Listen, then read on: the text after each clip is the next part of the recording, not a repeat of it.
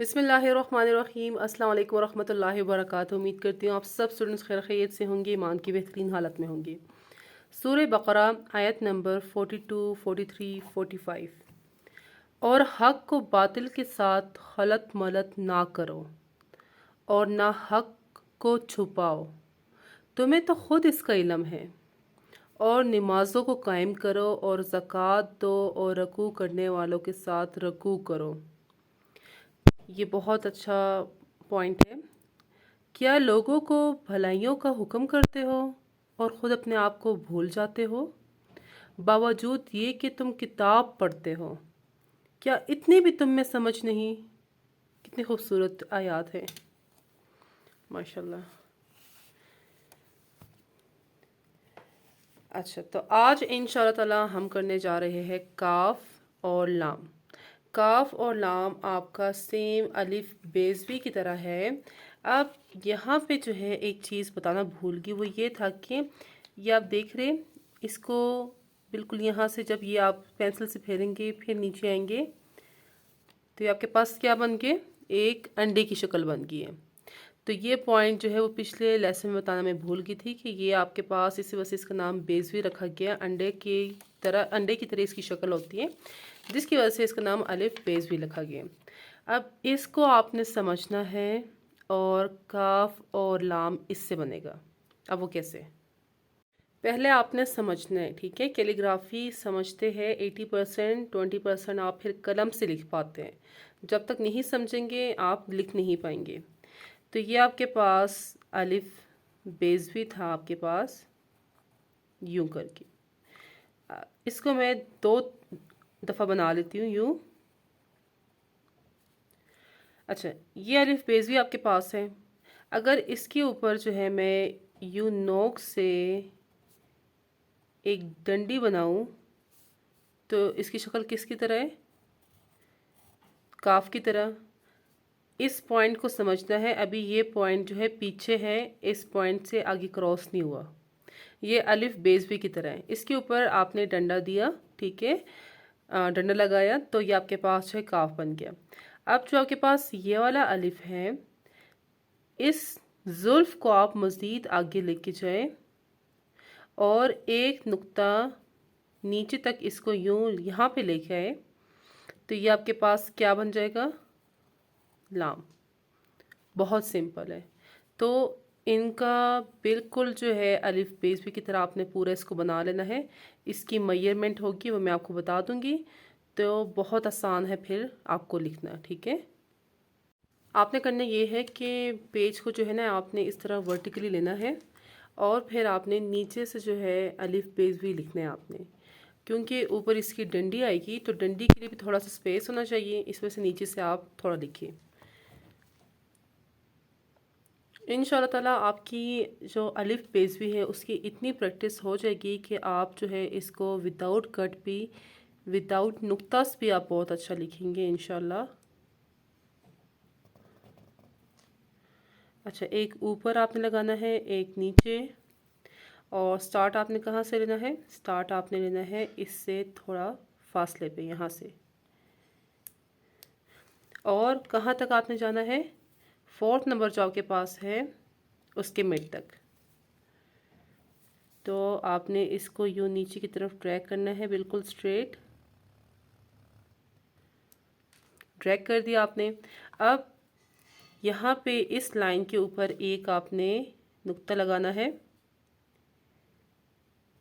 यूँ, और ख़त दीवानी का नुक्ता लगाइए 2/3, ठीक है। सुलस का आपने नहीं लगाना। यह लगाने के बाद फिर आपने यहाँ से थोड़ा नीचे की तरफ ड्रैग करना है इसे यूँ। ये आपका ड्रैग हो गया नीचे की तरफ। अब ये ड्रैग करने के बाद जो है आप इसको हैचिंग करें।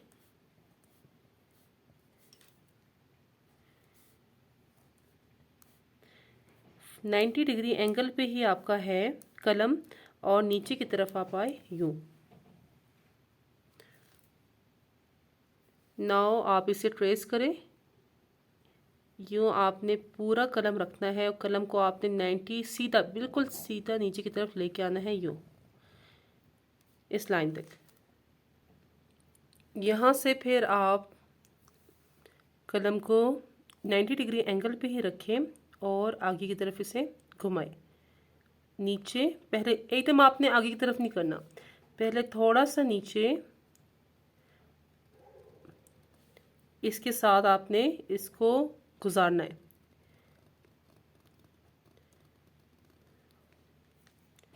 यूँ, ठीक है, ये 90 पे आपने रखा और यूँ नीचे। अब सेम आपने करना ये है कि यहाँ पे जो है 1 2 और 3 आपने 3 नुक्ते लगा लेने हैं। जो आपके पास मिड वाला है आपने इसका मिड लेना है और ये आपने इसको यहाँ पे लाते हुए यहाँ बिठाना है और फिर ऊपर की तरफ आपने जाना है। यूँ नीचे आपने हैचिंग करनी है।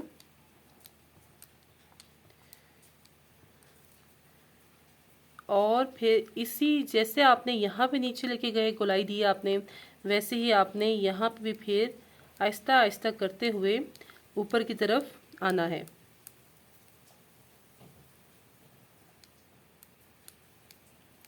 और कहाँ तक आना है? जो आपके पास ये 4th नंबर वाला नुक्ता है, इसके नीचे तक आपने यहाँ तक आके स्टॉप करना है। और गोलाई और जो आपके पास थिकनेस और थिननेस है यहाँ पे, सेम आपने उसको यहाँ पे रिपीट करना है ऊपर जाते हुए। तो इसको आप नीचे की तरफ यूँ 90 डिग्री एंगल पे ही आप जाएंगे और नीचे की तरफ आप इसे ड्रैग करेंगे और फिर यहाँ से आपने ऊपर की तरफ मुड़ना है और पूरा आपने कलम जो है रखना है और 90 डिग्री एंगल ही आपका कलम है, यूँ। तो यहाँ पे जो आपके पास थिकनेस है तो आप चेक कर सकते हैं, वही आपके पास राइट साइड पे ही थिकनेस है। तो ये सेम होना चाहिए, वरना आपका फिर जो अलिफ बेज़ा है वो ठीक से नहीं लिखा जाएगा। अच्छा, अब यहाँ पे आपने कर लिए, इसको भी थोड़ा ठीक कर लें यूँ। यहाँ से फिर आपने मुड़ना है और सेम जैसे आपने अलिफ बेज़ा में किया था वही आपने यहाँ पे भी रिपीट करना है। इसको आपने लेके आना है तकरीबन 2.5 तक।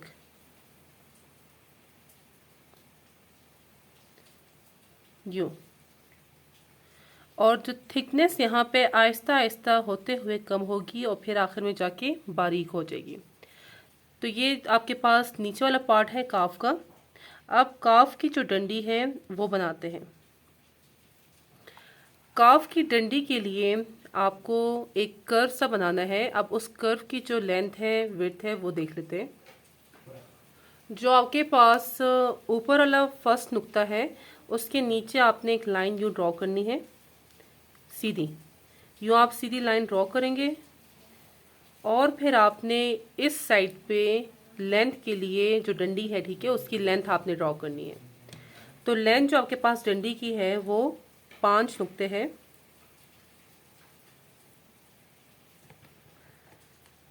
यहाँ से आपने 5 नुक्ते मेजरमेंट्स ले लेने हैं। 1 2 3 4 और ये आपके पास 5। ये आपके पास बन गए। अब यहाँ पे जो है आपने लाइन लगानी है स्ट्रेट और ऊपर जो है आपने चौड़ाई लगानी है डंडी की, ठीक है। जो आपके पास डंडा बनेगा उसका आपने विड्थ यहाँ पे लिखना है। तो उसकी जो चौड़ाई आपके पास है वो 6 नुकात है। 1 2 3 4 5 और 6। और यहाँ पे जो है आपने इसकी सीध में नीचे की तरफ एक लाइन लगानी है। तो ये आपके पास जो है ऊपर काफ की डंडी, उसकी लेंथ और मेजरमेंट आपके पास आ गई है। अब आपने जो है, अब डंडी बनाना आपके लिए आसान हो गया। यहाँ से जो है बिल्कुल जो फर्स्ट आपके पास है, आपने बिल्कुल उनसी ओवैसी नोक को जो है इसके ऊपर ही रखना है और थोड़ा सा आपने यूँ कर्व देना है, तकरीबन तीसरे नुक्ते तक यूँ आपने कर्व देना है। ये आपने कर्व दे दिया। अब स्टार्ट और जहाँ से आपने किया वहाँ पे अगेन आपने रखना है पूरे कलम को, और इसको आपने यूँ नीचे की तरफ ड्रैग करना है। ड्रैग करते जाइए और आपने गोलाई देनी है। यूँ आपने ड्रैग करना है और आप इसको नोक की मदद से भी यूँ ड्रॉ कर सकते हैं ऐसे। और जो आपके पास फर्स्ट नुक्ते के नीचे लाइन थी, आपने उससे थोड़ा सा ऊपर होके और एंडिंग यहाँ पे करनी है यूँ। तो ये आपके पास काफ का ऊपर वाला पार्ट बन गए यूँ। यहाँ पे थोड़ा सा आपने कलम की मोटाई लेके आनी है यूँ। तो ये आपके पास काफ की डंडी बन गई है। नेक्स्ट है आपके पास लाम। लाम बनाने के लिए अगेन आपने ऊपर नीचे नुकात लगा लेने हैं, एक ऊपर और एक आपका नीचे। स्टार्टिंग आपने अलिफ बेस भी आपने जैसे बनाया था सेम आपने वैसे ही करना है। थोड़ा से इसके फासले पे आपने यूँ नीचे की तरफ लाइन लगानी है, और लाइन कहाँ तक आपने लगानी है, 3.5 यहाँ तक। यहाँ तक आपने नीचे लाइन लगानी है बिल्कुल स्ट्रेट। लाइन लगाने के बाद जो है फिर आपने यहाँ पे एक और कट नुक्ता, और फिर यहाँ से थोड़ा आपने नीचे की तरफ मूव करना है और फुल आपने 90 डिग्री एंगल पे कलम को रखना है और ड्रैग करना है पीछे की तरफ और नीचे की तरफ। फोर्थ कट तक आपने इसको नीचे ड्रैग करना है यूँ। अब यहाँ पे जो है आगे अगेन आपने गोलाई देनी है। यूँ आपने नीचे की तरफ इसे ड्रैग किया और यूँ नीचे आप लाइन पे टच कर जाए। फिर यहाँ से जो है आप 3 कतों के मेजरमेंट्स लें, 1 2 3 मिड तक आप आ गए। अब इसके बाद जो है आपने 4th नंबर तक ही ऊपर यहाँ पे जाना है। सेम जैसे आपने अलिफ बनाया है वैसे ही है, बट आखिर में जो है इसके आपने क्रॉस कर जाना है स्टार्टिंग पॉइंट को। अब यहाँ से आहिस्ता आहिस्ता ऊपर की तरफ उठिए।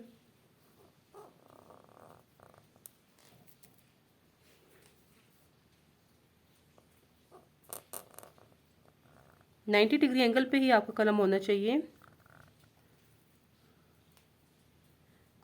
और यूँ आपने ऊपर की तरफ इसे उठा दिया। अब यहाँ पे आपके पास अगेन 1 कद के बराबर स्पेस बच रहा है। अब यहाँ पे जो है आपने करना क्या है वो समझने वाले हैं।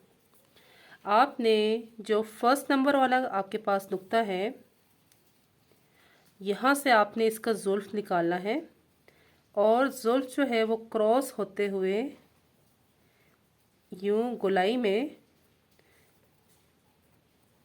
इस लाइन को टच करेगा। तो इस जुल्फ को जो है आपने इस तरह भी कलम को पूरा रखिए और घुमाइए, इस तरह भी आप बना सकते हैं, और आप जस्ट इसकी नोक को भी यूज़ कर सकते हैं यूँ।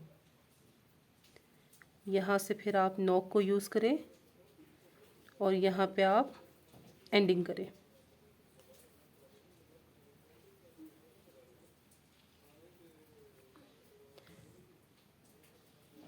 अब यहाँ पे एंडिंग नहीं की, इसने आगे मज़ीद के और फर्स्ट नुक्ता जो है उसके नीचे लाइन लगाई, वहाँ पे आपने एंडिंग की है। तो अब ये आपके पास अलिफ नहीं है, ना ही अब ये काफ बन सकता है, क्योंकि काफ के लिए भी आपको यहाँ पे स्टॉप करना होता है, अलिफ के लिए भी आपको यहाँ पे स्टॉप करना होता है। जब ये इन दोनों लाइंस को क्रॉस करके एंड तक चला जाए तो अब ये ना अलिफ आपके पास रहता है, ना ही ये काफ आपके पास रहता है। अब ये आपके पास लाम बन गए। तो ये आपके पास लाम है दीवानी स्क्रिप्ट में। तो इसकी अच्छे से प्रैक्टिस कीजिएगा, मुझे सेंड कीजिएगा। तो मिलते हैं नेक्स्ट क्लास में। अपना बहुत ख्याल रखिएगा। तब तक के लिए अल्लाह हाफिज़ एंड फ़ी अमान अल्लाह।